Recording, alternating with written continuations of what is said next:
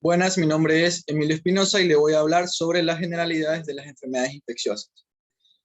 Dentro de lo que es la epidemiología de las enfermedades transmisibles, tenemos que las enfermedades transmisibles son aquellas producidas por un agente infeccioso o sus productos tóxicos desde una persona o animal infectado hacia un huésped susceptible. La importancia de las enfermedades transmisibles radica en que tienen una alta tasa de mortalidad a nivel de los países subdesarrollados, también tienen una alta posibilidad de provocar epidemias, es uno de los principales motivos de ausencia laboral y escolar, y también es uno de los principales motivos de consulta clínica. Tenemos lo que es la cadena de transmisión de las enfermedades infecciosas, va a estar producida por tres aspectos fundamentales: un agente infeccioso, el medio ambiente y el huésped. El agente infeccioso es aquel que va a producir o no una infección en un huésped susceptible. Para esto va a depender de cuatro aspectos fundamentales, que son la patogenicidad, la virulencia, la infectividad y la dosis infectiva. Dentro de lo que es la patogenicidad tenemos que es la capacidad que tiene este agente infeccioso para producir o no la enfermedad. Y lo que es la virulencia tenemos que es la capacidad para dañar o no a la persona que se encuentra infectada. La efectividad es la capacidad para invadir e infectar a una persona susceptible, y la dosis infectiva es la cantidad necesaria para infectar a una persona. Dentro de lo que es el medio ambiente tenemos lo que es el ambiente físico. Aquí encontramos lo que es agua, suelo, el aire. Está el ambiente químico, que aquí encontramos lo que son los metales y las sustancias químicas. Luego está el ambiente biológico, está lo que es la flora, la fauna, y el ambiente sociocultural, que aquí encontramos principalmente lo que es el nivel socioeconómico, la higiene y la nutrición. Luego está lo que es el huésped, que aquí está la susceptibilidad, que es la falta de resistencia del huésped para soportar aquella enfermedad, evitar que se produzca la enfermedad. Caso contrario a esto, tenemos lo que es la resistencia, que son la suma de los mecanismos de defensa para evitar que se produzca la enfermedad. Aquí entra lo que es la inmunidad, que es la resistencia. Esta aquí puede ser innata, la cual es adquirida antes del nacimiento, o la inmunidad adquirida, que esta sí es adquirida después del nacimiento. Esta aquí puede ser activa o pasiva. Dentro de la inmunidad activa tenemos que es aquella en la cual un individuo pasa por una determinada enfermedad y produce sus propios anticuerpos, a diferencia de la pasiva, en la cual se le introducen anticuerpos ya previamente formados. Luego está lo que es el proceso de transmisión, que como ya mencioné, el proceso de transmisión va a estar dado por tres aspectos: un agente infeccioso, el cual se va a transportar por medio del ambiente o una persona hacia un huésped susceptible y así producir la infección. Tenemos lo que son los mecanismos de transmisión. Estos pueden ser de manera directa o de manera indirecta. De manera directa está dada por un sujeto hacia un huésped susceptible. Está dada por la fuente hacia el sujeto que sea susceptible. A diferencia de la transmisión indirecta, la cual está dada por una fuente, por la cual está que entre la fuente y el huésped va a haber un eslabón, un intermedio, el cual sirve como, por así decirlo, de transporte del agente infeccioso hacia el huésped. Ejemplo de esto tenemos la toxoplasmosis. Y en ejemplo del mecanismo directo, que como ya mencioné, se transmite desde la fuente al huésped, tenemos lo que es la tuberculosis. Aquí tenemos un concepto general de lo que es la epidemia. La epidemia es una enfermedad, una infección que aparece en una comunidad o región, en la cual se presentan un número de casos grandes que son inesperados para ese momento y el lugar. La enfermedad endémica son enfermedades que son propias de una región o una zona geográfica en específico. Ejemplo de esto tenemos lo que es la malaria en África. También, para ser denominadas enfermedades endémicas, tienen que tener una alta tasa de prevalencia e incidencia en esa zona en específico, como ya mencioné.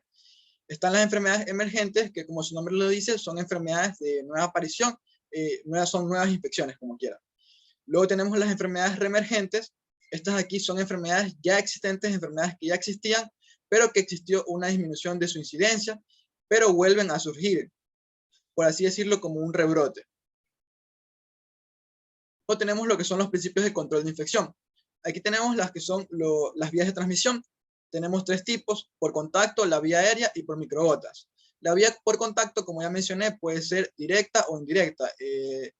Si hablamos de manera directa, puede ser la contaminación de las manos, que la persona se toque las conjuntivas, la mucosa nasal, por ejemplo.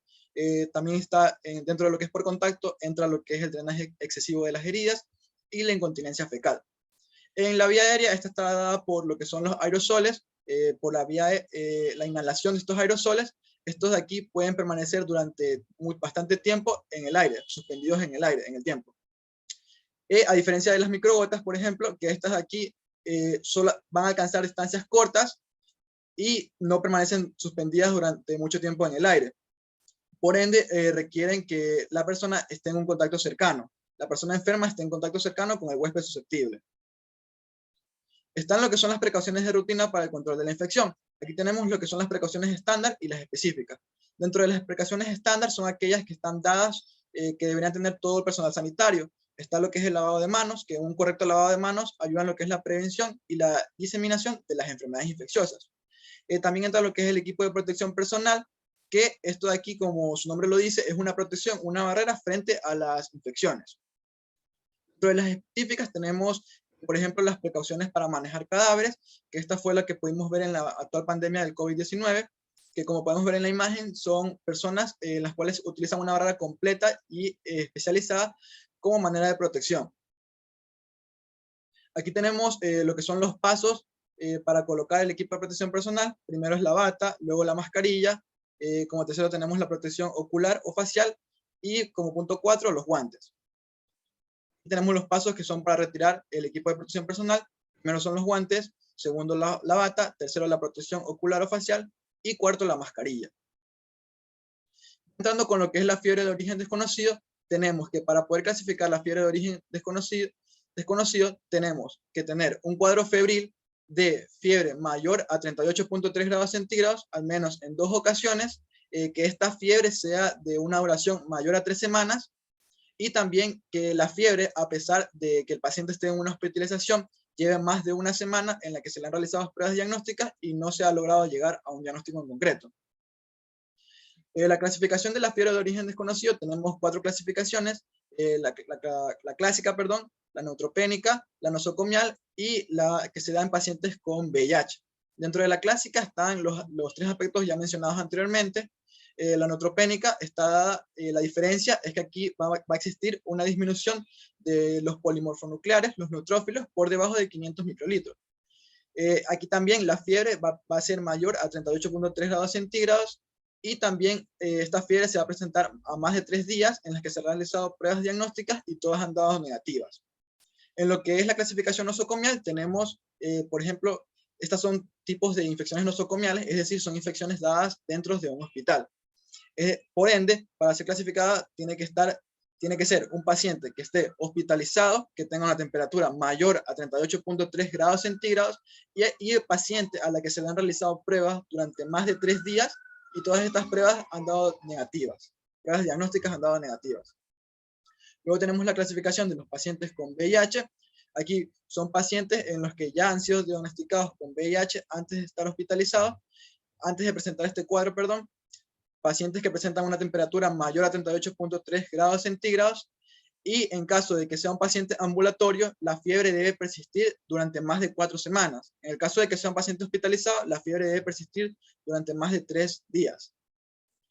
También entra lo que es que se le han realizado pruebas diagnósticas durante más de 3 días y todas han dado negativas.